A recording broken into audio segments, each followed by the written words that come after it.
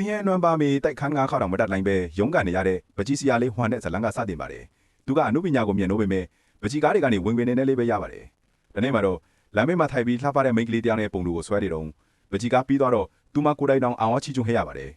်ဒါပေမဲ့ပကြီးကားအစ်စ်ဆောက်ဖို့กินနေတော့မှာပဲဇိန်ခံကားတစ်စီးရောက်လာပြီးကားထဲကနေရွာမှာအချမ်းသာဆုံးလူတစ်ယောက်ထွက်လာခဲ့ပါတယ်ဟွမ်ကတော့ထိတ်လန့်စရာကဒီလူဟာဟွမ်လေးရဲ့ချစ်သူဟောင်းရဲ့လက်ရှိချစ်သူဖြစ်နေတာပါပဲတထေးကဟွမ်ကိုတမင်တကာအဆက်ခွဲဖို့ပတ်ဆိုင်တွေကိုပြစ်ပေါက်ပြီးဒီမှာမင်းတနေ့စာဝင်ငွေအတွက်ကာမီစီမှာပေါ့လို့လောင်ပြောင်ရဲမောသွားခဲ့ပါတယ်ရှက်ညွန့်စိတ်နဲ့ဒေါသထွက်နေတဲ့ဟွမ်ကပစ္စည်းတွေကိုအလင်းစလိုသိမ့်ပြီးဟောင်းဝန်းနေတဲ့ကားလေးနဲ့ထွက်ခွာခဲ့ပါတယ်သူကားကမောင်းနေတာလားဆွဲသွားနေတာလားဆိုတာမသေးခွဲလောက်တော့ဘူးပကြီးစီရတယ်ပြခန်းနေနဲ့အမှုပညာရှင်တွေရဲ့အိမ်တွေပြည့်နေတဲ့သူ့စာတိရွာကိုပြန်ရောက်လာခဲ့ပါတယ်အိမ်ပြန်လမ်းမှာရက်လွန်နေတဲ့အိမ်လာခါကိုတောင်းဆိုနေတဲ့အိမ်ပိုင်ရှင်နဲ့တွေ့ပါတယ်စိတ်ပြပြီးအားရောက်နေတဲ့ဟွမ်ကအိမ်လာခါလွေတွေကိုအိမ်ပိုင်ရှင်ရဲ့မျက်နှာပေါ်ပြစ်ချလိုက်ပါတယ်ဒါကပြီးခဲ့တဲ့လအတွက်ပ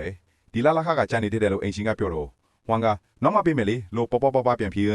ရေတံဘူးခွင်ကိုအိမ်ရှင်ကိုဒေါသဖြစ်အောင်ပြစ်လိုက်ပါတယ်တခြားသူဆိုပြန်ပစ်ချင်စရာကောင်းပေမဲ့ဟွမ်ကတော့ဘူးခွင်ကိုပြန်ကောက်ပြီးစူဆောင်းထားတဲ့အခြားဘူးခွင်တွေနဲ့အသားရထည့်လိုက်ပါတယ်လာကုန်တိုင်းသူကပလတ်စတစ်ဘူးခွင်တွေကိုစုပြီးရောင်းချောလေးရှိပါတယ်စင်ရဲသားတွေရဲ့ရုပ်တည်ပဲလို့နှာခေါင်းရှုံသွားတဲ့အိမ်ရှင်ရဲ့လောင်ပြောင်မှုကိုသူကယုံဆိုင်ခဲ့ပါဘူးနောက်တော့ဟွမ်ကတချင်ချင်းမှာသူ့လက်ရည်တွေကိုပြသဖို့အမြင်အိမ်မက်ခဲ့တဲ့ပြခန်းကိုတွားရောက်ခဲ့ပါတယ်နေတိုင်းလိုလေပြခန်းပိုင်ရှင်ကိုသူ့ပင်ကြီးကားကိုစပွန်ဆာပေးဖို့တောင်းဆိုပြီးပတ်စံနိုင်ငယ်ကိုပါပေးရခဲ့ပေမဲ့ပိုင်ရှင်ကဒီလောက်နဲ့တော့နရန်တပိတ်ပဲလက်တောင်ဖုန်းနိုင်မှာမဟုတ်ဘူးလို့ရဲမောပြီးငင်းပယ်လိုက်တာတဲ့ဟွမ်ကအပေါ်ထပ်အထိလိုက်သွားပြီးပကြီးကားကိုပြသဖို့တောင်းဆိုခဲ့ပေမဲ့ပိုင်ရှင်ကမင်းရဲ့အမှုပညာကအမိုက်ပဲဟွမ်လို့ရက်ဆက်ဆက်ပြောလိုက်ပါတယ်ဟွမ်ကသူတိုးတက်လာပြီးထီချောင်းခုခံပြောပြပြီးမျက်မှိုင်ချင်းသူတီရန်တောင်သူ့လက်ရကိုတဘိုးကြားကြောင်ပြောပေမဲ့ဒါဆိုမင်းကမျက်မှိုင်မင်းကလေးရဲ့အမိကိုအားကိုးနေလားမင်းရှုံးပြီလို့ပြခွမ်းပိုင်ရှင်ကပို့ပြီးထောင်ပြောင်းကားပြီးအာလူတကြပုံသွားထားတဲ့ပကြီးကားတကြကိုထောက်ပြပြီးဒီဟာကိုကြည့်စမ်းဘိုက်စာသူတို့ခန်းစားရတယ်ဒါမှအစ်စ်ဟန်မဲလို့ပြောလိုက်ပါတယ်ဟွမ်ဘာပြောရမှမသိပဲကြွေမွဲခဲ့ရပါတယ်တီရန်ကတော့မျက်ရှိမမြင်ရပေမဲ့အနုပိတ်အခါကြီးအဖေအနှုတ်လုံးနေပါတယ်ကံမကောင်းကြပါစေရက်ွက်ထဲမှာလူဆိုးတွေကသူမမျက်မှိုင်နာကိုအခွင့်ကောင်းယူပြီးအနှုတ်ဆက်ပေးလိရှိပါတယ်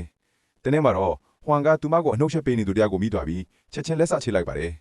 ဟွမ်ကသူတို့လုတ်တဲ့ရက်ကိုနောင်နာရကြောင်မျှော်လင့်ခဲ့ပေမဲ့အဲ့ဒီလူတွေကစုပေါင်းပြီးဟွမ်ကိုဝမ်းရိုက်လိုက်ပါတယ်ရိုက်ခမ်းရပြီးနောက်ဟွမ်နဲ့တီရန်ကဒဏ်ရာတွေကိုကုသဖို့ဟွမ်ရဲ့တံပြန်ကိုပြန်လာခဲ့ပါတယ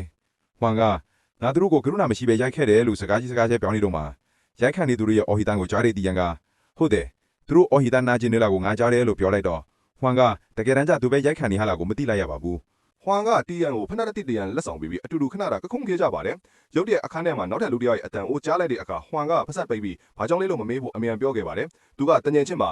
အိမ်ကနင်းထုတ်ခိုင်ရလို့ငါနဲ့အတူနေတာလို့ပြောခဲ့ပေမဲ့တီရန်ကစိတ်မသက်သာဖြစ်ပြီးထွက်သွားခဲ့ပါတယ်နောက်တော့ဟွမ်နဲ့သူ့တငယ်ချင်းက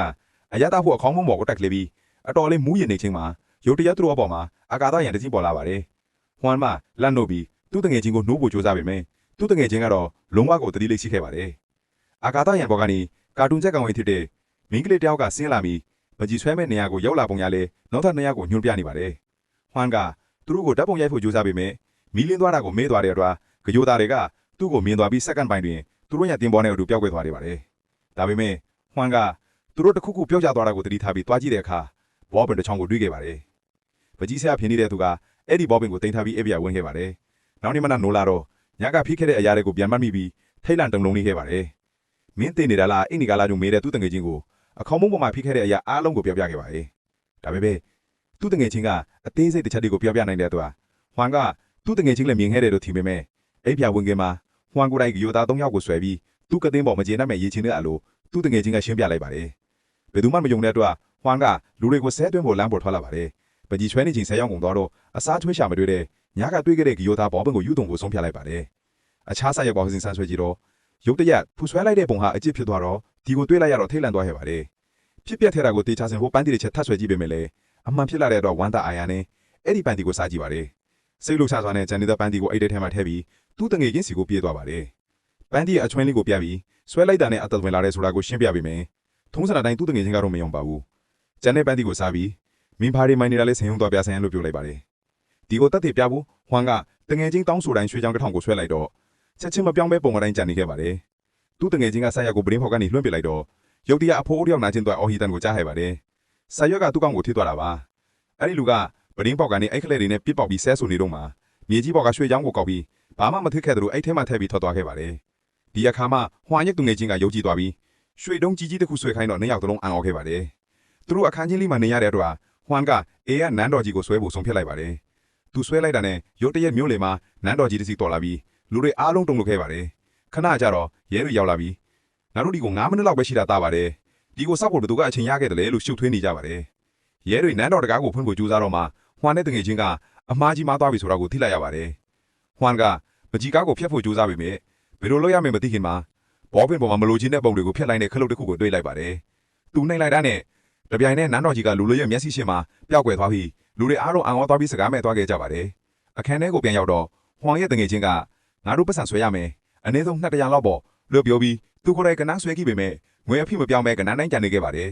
ဟွမ်ကဘောပင်ကိုယူပြီးငွေပုံးတွေကိုကျွမ်းကျင်စွာဆွဲလိုက်တော့စက္ကန့်ပိုင်းတွေအခန်းထဲမှာပတ်စံတွေပြည့်ချနေခဲ့ပါတယ်နောက်တော့အဆောက်အဦပိုင်ရှင်ကပကြီးဆရာတွေကမှိုင်တွေပြင်ပမှာစီးမံမကန်တဲ့နေထားအောင်ကျဆူဖို့ချင်းမောင်းနေတော့မှာဟွမ်နဲ့တငယ်ချင်းကချမ်းသာတဲ့လူတွေဝတ်တဲ့ဝယ်ဆုံးလူရွှေချောင်းဝယ်ဆုံးလို့သူတို့ထင်ခဲ့ကြပါတယ်